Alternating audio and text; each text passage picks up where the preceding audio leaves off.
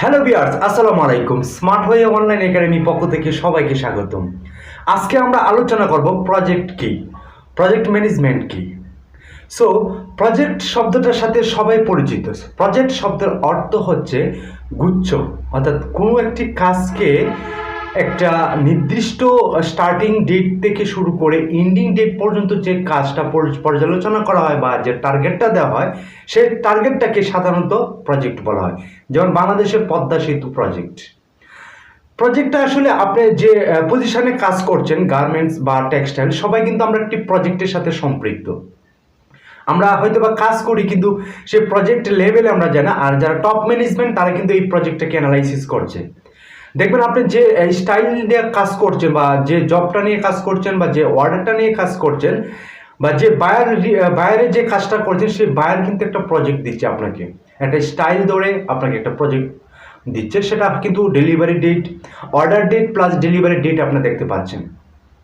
So প্রত্যেকটা কাজকেই সাধারণত যখন একটি স্টার্টিং ডেট থাকবে এবং একটি এন্ডিং ডেট থাকবে, সেই স্টার্টিং এবং এন্ডিং ডেটের মাধ্যমে যে কাজটা সম্পাদন করা হয় তাকে সাধারণত প্রজেক্ট বলা হয়।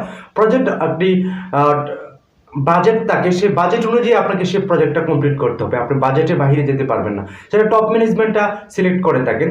টপ ম্যানেজমেন্ট যারা আছে তারা অ্যানালাইসিস করে সেই কাজটাকে কত টাকা কস্ট হতে পারে সেই কস্ট ধরে এবং ওভারহেড কস্ট সহ ধরে আপনাকে সেই কাজটা যখন আপনি কোম্পানিতে সাবমিট করে, যে অর্ডারটা বা স্টাইলে সাবমিট করে, সেটা সাধারণত একটি প্রজেক্ট গুচ্ছ গুচ্ছ আকারে। যেহেতু আপনি গার্মেন্টস এবং টেক্সটাইলে জব করেন, সেই জন্য গুচ্ছ গুচ্ছ আকারে সেই প্রজেক্টটি দেওয়া হয়।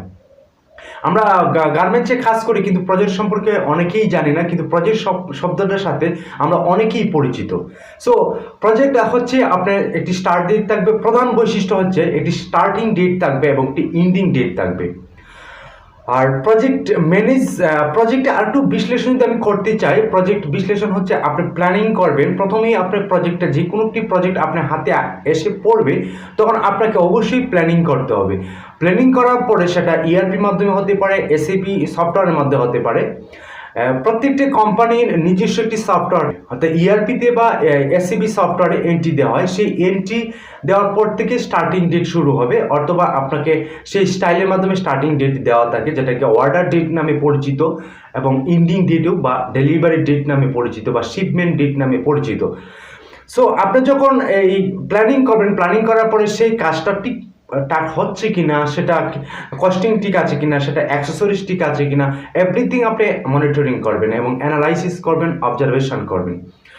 এবং সেই কাজটাকে স্মুথলি পরিচালনা করার জন্য যে প্রসেস ডেভেলপ করতে হয়, সেই প্রসেসটাকে আপনাকে ডেভেলপ করতে হবে। প্রসেস ডেভেলপ যদি আপনি না করেন, তাহলে কিন্তু আপনার সেই কাজটা বটলনেক হয়ে যাওয়ার সম্ভাবনা বেশি, আপনি যে কোনো স্থানে আটকে যেতে পারে। সো আপনাকে সেটা প্ল্যানিং করতে হবে এবং সেটাকে আপনি অ্যানালাইসিস করতে হবে। করার পরে আপনার সেটাকে প্রসেস ডেভেলপ করতে হবে। অর্থাৎ আপনার ধরুন, বাংলাদেশ সরকার কিন্তু পদ্মা সেতু নিয়ন্ত্রণ করছে, সেটা 22 সালে বা 23 সালে সম্পাদন হবে। একটি ডেডলাইন কিন্তু দেওয়া আছে, সেটা একটা স্টার্টিং টাইমও দেওয়া ছিল। সো এই যে 5 বছর বা 6 বছরের যে প্রজেক্টটা, এটাকে মেগা প্রজেক্ট বলা হয়। আর আপনার মিনি প্রজেক্ট আছে, মাল্টি প্রজেক্ট আছে।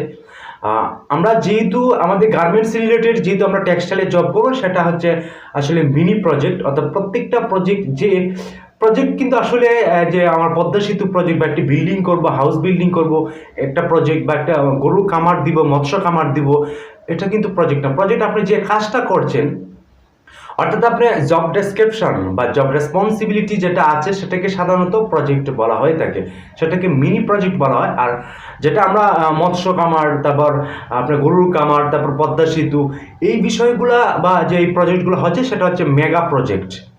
সো যাই হোক, প্রজেক্টের মাধ্যমে সবসময় খেয়াল রাখতে হবে যে বিষয়টি, সেটি হচ্ছে আপনাকে অবশ্যই costing, overhead costing, staff costing, বিদ্যুৎ বিল, গুদামজাতকরণ, এই বিষয়গুলো কিন্তু আপনার অ্যানালাইসিসে চলে আসবে।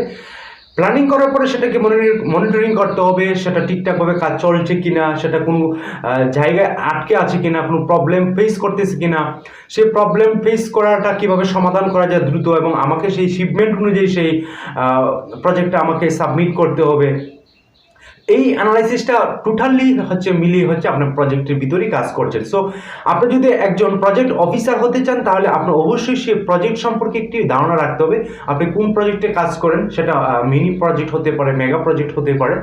সো আজকের এই ভিডিওটা আসলে প্রজেক্ট কি এবং প্রজেক্ট ম্যানেজমেন্ট। আমি এখন আলোচনা করব প্রজেক্ট ম্যানেজমেন্ট কাকে বলে। প্রজেক্ট ম্যানেজমেন্ট হচ্ছে আপনি যখন একটি প্রজেক্ট সাবমিট করবেন বা একটি ক্রিয়েট করবেন, যেমন একটা স্টাইল আপনি একটি সাবমিট করেছেন বা একটা বাইরের কাজ আপনি নিয়ে এসেছেন, সেটা কিন্তু একটা প্রজেক্ট। কিন্তু সে প্রজেক্টটাকে তদারকি করা বা অ্যানালাইসিস করা, প্রোডাকশনটাকে স্মুথলি পরিচালনা করা, যে কতগুলো যে স্টাফ প্রয়োজন বা একটি গ্রুপ প্রয়োজন, সেই গ্রুপের মাধ্যমে কিন্তু আমরা সেটা করছি। যেমন একজন অফিসার থাকবে, একজন বস থাকবে, একজন লিডারশিপ থাকবে, একজন আপনার দিক নির্দেশনা দিবে, প্ল্যানিং দিবে, মনিটরিং করবে, তারপর পড়াশোনা নিয়ে আসবে, ওয়ার্কার পর্যন্ত সেটার সাথে সম্পৃক্ত। সো এই টোটাল প্রসেসটাকেই সাধারণত এই সাপ্লাই চেইনটাকে বলা হয় প্রজেক্ট ম্যানেজমেন্ট। আর প্রজেক্ট ম্যানেজমেন্ট একটি টিমওয়ার্ক হিসেবে কাজ করে এবং সবাই যৌথভাবে কাজ করে। সো আপনি প্রজেক্ট ম্যানেজার আসলে বুঝতে পারছেন যে আমরা একটি প্রজেক্টকে যখন আমরা সবাই মিলে সম্মিলিতভাবে প্রচেষ্টা করে আমরা সেই প্রজেক্টটাকে সাকসেসফুলিভাবে আমরা ডেলিভারি করতে পারবো বা সাবমিট করতে পারবো বা শিপমেন্ট করতে পারবো, সেটাকে সাধারণত প্রজেক্ট ম্যানেজমেন্ট বলা হয়। আপনি যদি এজ এ অফিসার হতে চান, প্রজেক্ট অফিসার হতে চান, তাহলে আপনি এই বিষয়গুলো অবশ্যই মাথায় রাখতে হবে। প্রজেক্ট অফিসারের জন্য আপনাকে বিভিন্ন গার্মেন্টস বা টেক্সটাইল প্রজেক্ট অফিসার নিয়োগ দিয়ে সেই প্রজেক্ট অফিসার হিসেবে যদি আপনি নিয়োগ পেতে চান বা চাকরি করতে চান, তাহলে আপনি এই বিষয়গুলো অ্যানালাইসিস করতে হবে। আপনি ইউটিউব বা আপনি অনলাইন বা গুগলে আপনি সার্চ দিয়ে আপনি আরও project, mega project, semi project, mini project সম্পর্কে অবশ্যই ধারণা রাখতে পারেন। সো আজকের এই ভিডিওটি যদি ভালো লাগে থাকে অবশ্যই আমাকে সাবস্ক্রাইব করবেন এবং পাশে থাকবেন। আর আমার ওই চ্যানেলটা সাধারণত স্কিল নিয়ে এবং কেরিয়ার জীবনের লাইফের যে দৈনন্দিন যে আচরণ কীভাবে আপনি লিড করবেন প্রফেশনাল লাইফে, সেই বিষয় নিয়ে আমি আলোচনা করে থাকি। সো ভিডিওটি যদি ভালো লেগে থাকে অবশ্যই আমাকে সাবস্ক্রাইব করবেন, আমার চ্যানেলটা ঘুরে আসবেন আর আমাকে একটি লাইক দিতেই পারেন। আমি অনেক পরিশ্রম করে প্রতিদিনই আমি ভিডিও আপলোড করি এবং প্রতিদিনই আপনাদের সাথে থাকার চেষ্টা করি। সো আজকে এই পর্যন্তই। ভালো থাকবেন, সুস্থ থাকবেন। আল্লাহ হাফেজ।